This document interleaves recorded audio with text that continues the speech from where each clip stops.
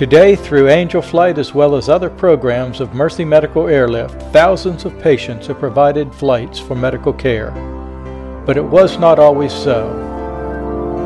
40 years ago, there was no Mercy Medical Airlift, there was no Angel Flight.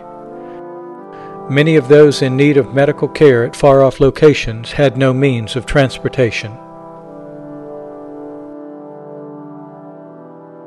It was in this time of need that God raised up Ed Boyer. Edward R. Boyer was well equipped to build a charitable flight organization. Susan Rhodes, Director of Public Affairs at Mercy Medical Airlift, writes in her book entitled Images of Aviation, Angel Flight Mid-Atlantic. Mr. Boyer had already developed the flight test program of the advanced Nike Hercules air defense system and served in Vietnam, managing the design and construction of the U.S. air bases. He went on to contribute 29 years to public service and retired an executive and engineer with the Department of Human Services. But that was just the beginning of Ed's public service. In 1972, Mr. Boyer teamed up with Dr. Lewis Evans and organized Washington Air Ministries, now known as Mercy Medical Airlift. It is because of Mercy Medical Airlift that we have Angel Flight as we know it today.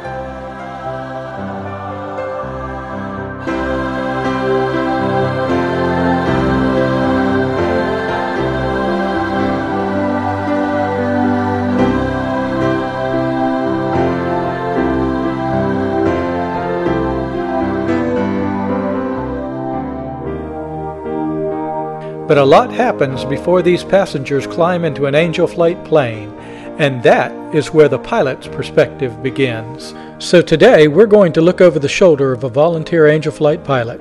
No, not this one, but give him a couple of years.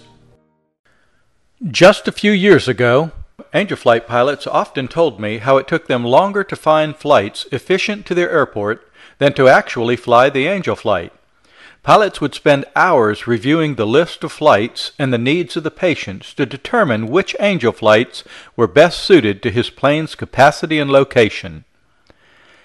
That changed in 2007, when a volunteer pilot wrote the internet-based program you see here, which sorts flights based on parameters selected by the pilots and shows the pilots immediately which flights are efficient to their airport and suitable for their aircraft's capabilities.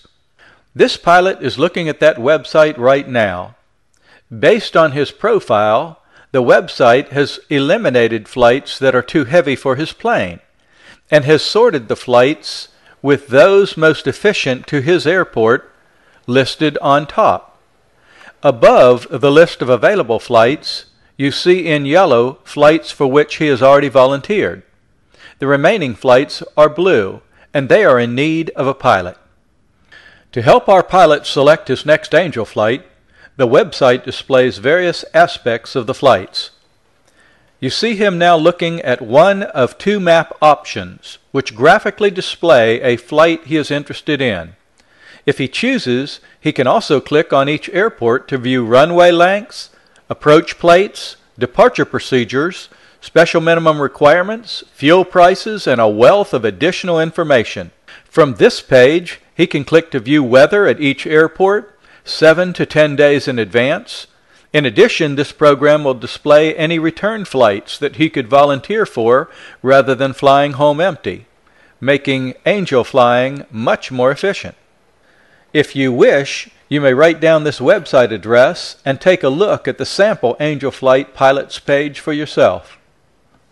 During the 3 years it has been in use, this website has saved hundreds of pilots combined thousands of hours and significantly increased the number of people in need that Angel Flight and Airlift Hope have been able to help. This pilot has now selected a flight he wishes to fly. He has checked the flight date, the passenger and baggage weight, and the route of flight relative to his home airport. From this information, he has selected an appropriate passenger he wishes to help. Once the Angel Flight home office assigns the flight to him, he will file his flight plan and call the passengers to arrange a pickup. He must monitor weather, print approach and departure plates, and airport runway and taxi diagrams. Then he will study the material to prepare himself to fly safely. This pilot has an angel flight scheduled for today. And today he's having to consider rain and freezing temperatures, a deadly combination. If conditions are not safe, pilots will not fly. This pilot has already contacted the passenger, and they may fly this flight tomorrow if the weather so requires. Most people think that the process we've seen here, along with actually flying the flight, is all there is to it. But flying angel flights is far from that simple. Long before an angel flight is ever flown, volunteer pilots begin to make preparation. It would be correct to say that this preparation actually began when the pilot decided to learn to fly. Pilots spend hundreds of hours studying principles of flight, weather, airport data, and FAA rules. They are taught by FAA certified instructors and must pass written, oral, and flight exams.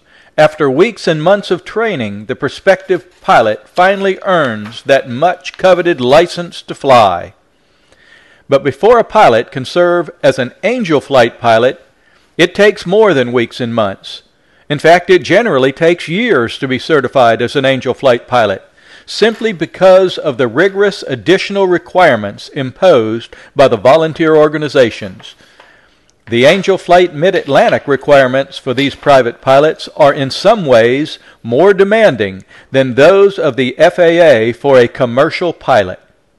For instance, one can obtain a commercial license after 250 hours of flight, and technically, a commercial pilot is not even required to be instrument rated. Two of the many requirements for Angel Flight Mid-Atlantic, even to fly a single-engine aircraft, include that he must be instrument rated, and he must have at least 500 hours of flight time under his belt. To keep their skills sharp, especially when weather restricts visibility, Angel Flight pilots study safety courses and participate in mandatory flight reviews, but they also practice instrument flying.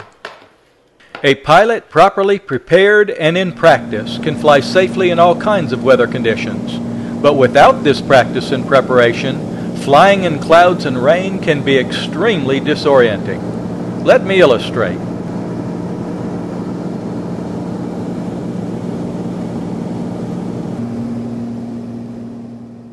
We are in a plane with a pilot who is not Angel Flight qualified. In fact, he has no business flying this plane in these weather conditions at all. Because he is not using his instruments properly, he's unable to determine whether the plane is up or down. You can tell by the tone of the engines